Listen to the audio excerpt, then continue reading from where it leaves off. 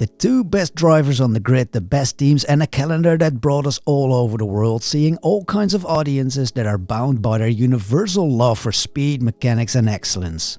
The 2021 Formula 1 season ranks amongst the best ever. With just 4 more races to go, let's give these drivers and teams the praise they deserve, and let's enjoy the best of motor racing. Lauda versus Hunt, Senna versus Prost, Schumacher versus just about anyone. Great rivalries are the most of the time between opposite characters. Hamilton versus Verstappen is no different. Hamilton is fashionable, very active on social media and speaks out on social issues that are important to him. While driving, he frequently tries to put his opponents on the wrong track with coded messages on the board radio like complaints about his tires and then driving another 20 laps with that same set of tires. Max, on the other hand, only says things in very clear words and doesn't say much more than necessary. Like Red Bull boss Christian Horner said, Max is probably one of the most straightforward drivers I've ever worked with. He appreciates absolute openness and honesty.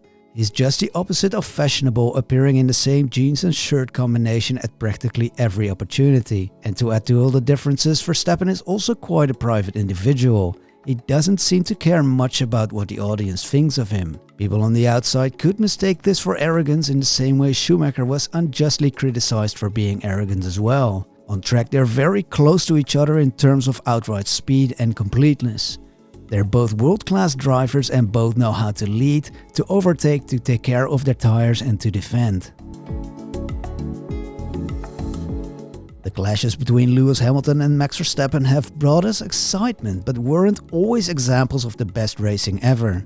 The first clash came in the second race of the season in the first chicane of the Imola Grand Prix. In England, Hamilton crashed Verstappen recklessly off track at a speed that could have killed the Dutchman, with Hamilton showing no remorse whatsoever. In Italy, both were at fault, resulting in a crash that for still unclear reasons only Max got punished for.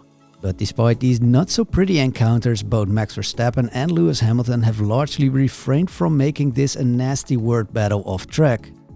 And that really is worth a big compliment to both drivers and their entourage. Epic racing fights should always be fought on track between drivers who respect each other when the helmets are off.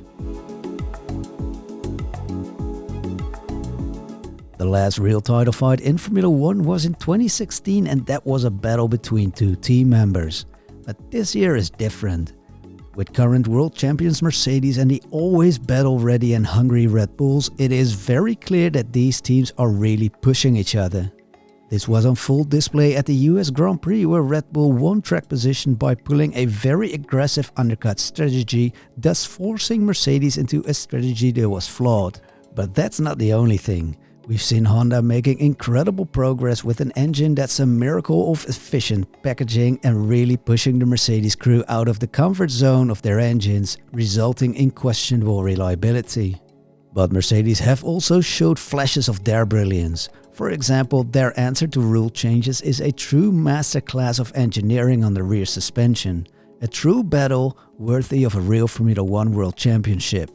The cars are more reliable than ever, more sophisticated than ever, faster than ever, more efficient than ever, and the teams that make this happen are world-class organizations running smoother than a well-tuned 1.6-liter V6 hybrid engine.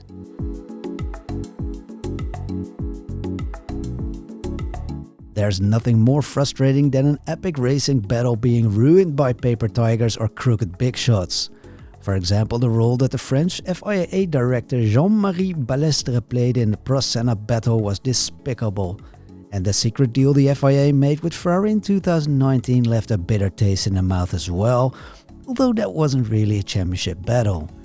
The FIA's decision to not intervene at the San Marino Grand Prix was a good one, and they should have done the same in Italy. And if we could speak out one more wish for the races to come, it is this one. Stewards, stay the hell out of this battle. In the last few years, Max Verstappen was the only non-Mercedes driver who could come close to Hamilton's blistering speed. But after 18 podium finishes with only Mercedes drivers on his side, it was quite clear that the Dutchman lacked a good wingman. More than once he was little more than a piece of meat in a Mercedes sandwich, a fact that the team from Brackley used happily to their own advantage in the race strategy.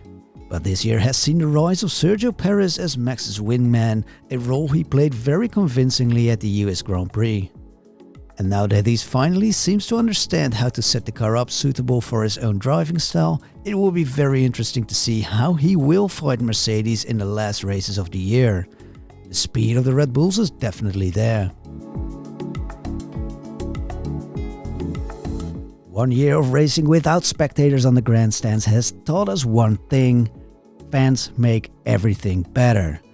Whether it's the zillions of motorhomes next to the Circuit of the Americas in Austin or the sea of orange fans in the Dutch dunes, seeing locals celebrate a universal love for speed and mechanics is always a real treat to watch. And more than ever before, we've seen audiences actively showing their support or disapproval in unprecedented ways. The Orange Racing Festival in Zandvoort comes to mind, but also the chilling booing of Lewis Hamilton at the Hungarian and Russian races in an international rebuke of his reckless driving style on Silverstone. The only downside on this subject will be in the final 3 races. With Qatar, Saudi Arabia and Abu Dhabi on the calendar, not much fan involvement is expected. A real bummer, especially considering the fact that fan favorites like Japan and Canada had to be cancelled. So what do you think? Is this the best season ever? Is it even better than Senna Prost? Please do let us know in the comments, like and subscribe.